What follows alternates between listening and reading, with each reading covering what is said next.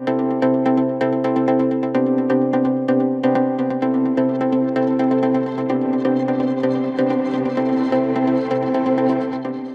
just love the metrics they use. They've flown in so far 55 million 8-ounce bottles worth of formula, which is, you know, like not a real thing. Like it's so apparently we go through 60 million 8-ounce bottles of formula a week in America. So that's actually not that great, considering this is like, you know, at least a 12 or 14 week crisis that we've been in the throes of. But that's how they're counting.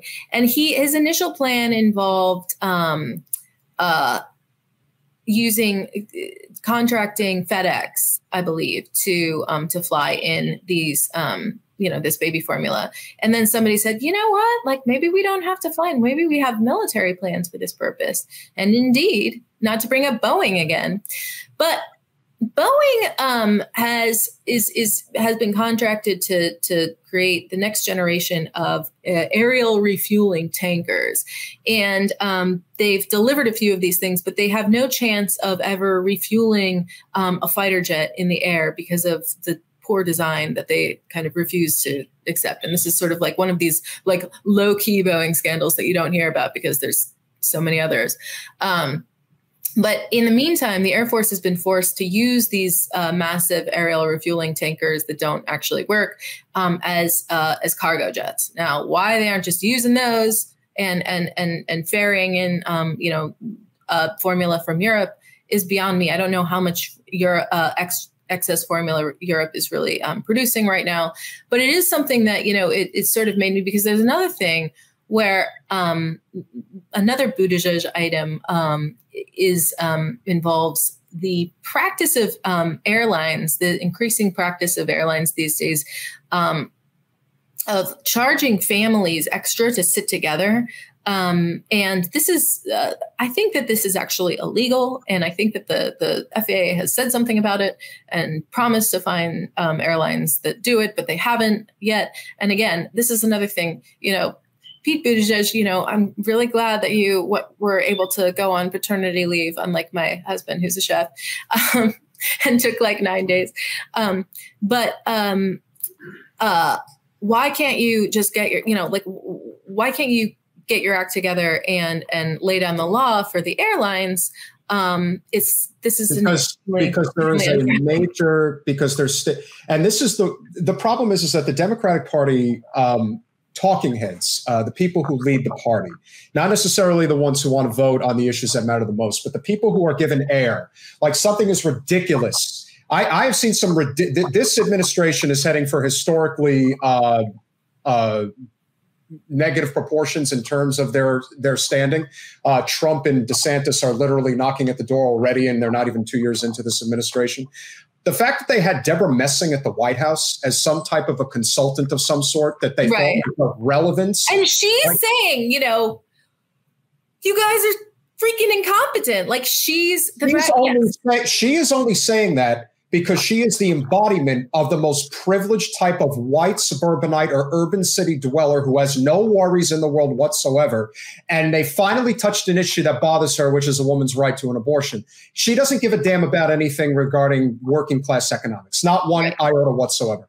But in her circumstance, it's different because now you're kind of skirting a territory where very comfortable liberals think that they are immune to ever being touched on stuff that matters. This is why they make jokes about, you know, go read to blind kids and things like that, because this is their world. Their world is, I control the Democratic Party. I'm the one, as she said, I'm the one who got Joe Biden elected. They really believe this. And so as a result of that, now they're trying to sort of— That was an incredible statement. Yeah, it was. Well, nothing is incredible from her. She thinks Susan Sarandon is the ills of all the problems in the world. I personally think it just has to do with the fact that she's jealous that Susan is a superior actress than she is. But I digress.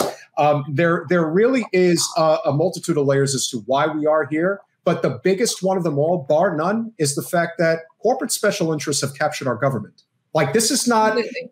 Yeah, this is not like everyone's looking for like a Rorschach test as to what the real issue is here. No, Pete Buttigieg and even our president are completely captured by corporate special interests. Buttigieg does nothing with the baby formula shortage or the airline industry catastrophe or the train catastrophe that's going on right now, right, because it's bought off by corporate interests. And I was I was trying to look into that before we started, because I wanted to see who was on the arbitration panel, because the railroads were cheering this panel, and I thought, for crying out loud, you know, they've axed 33% of their workforce in the past like 5 years. You know, they're asking for a cost of living increase. The audacity as well of them to try to brag about unemployment numbers when you're not calculating how many people are actually working multiple part-time jobs, how many people have stopped looking for work, and the fact that we do not have universal health care or a living wage. So they purposely put them in a situation where you're not actually able to live a comfortable life. We do not have that in our country. And this is emblematic. The baby formula crisis is emblematic of where things are. And I think the best place for us to close real quick is, what is the status? How is this ultimately going to conclude? Are we anywhere near a solution to this problem? I mean, to the baby formula shortage problem, I think that we're probably, I mean, but it really depends on if the roof has been fixed and if the individual regulators in question are serious. And if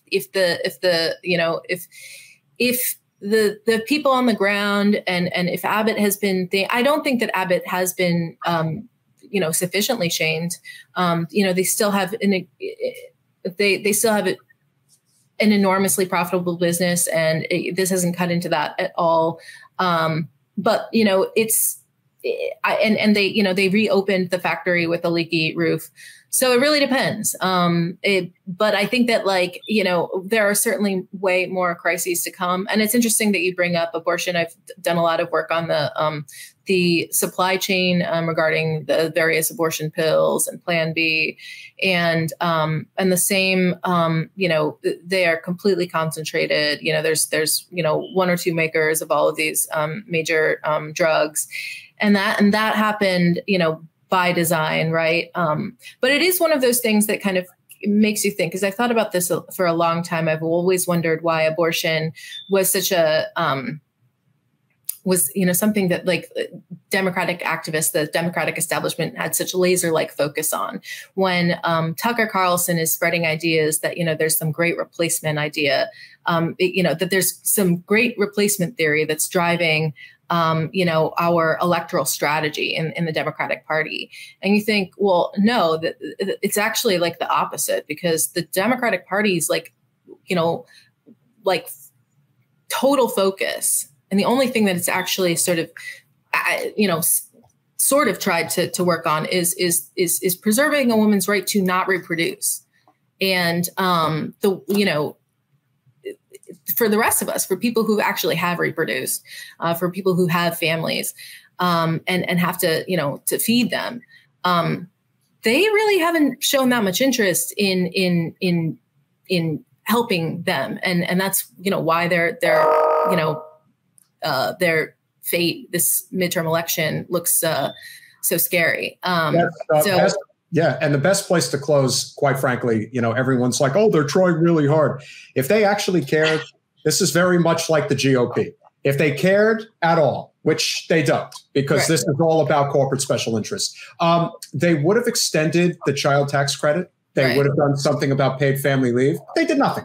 And so everyone who's still saying, oh, we've got to protect Joe. No, we don't. Actually, Joe needs to be primary, and I think he will. So with that said, Mo, it's been a real pleasure having you. That's the best thing I've heard all day. Thanks for watching. If you want to support our mission to transform politics into service, please like this video, subscribe, follow us on social media, and consider joining our Patreon, where you'll get early access to our interviews as well as other exclusive content. Links are in the description. Peace out.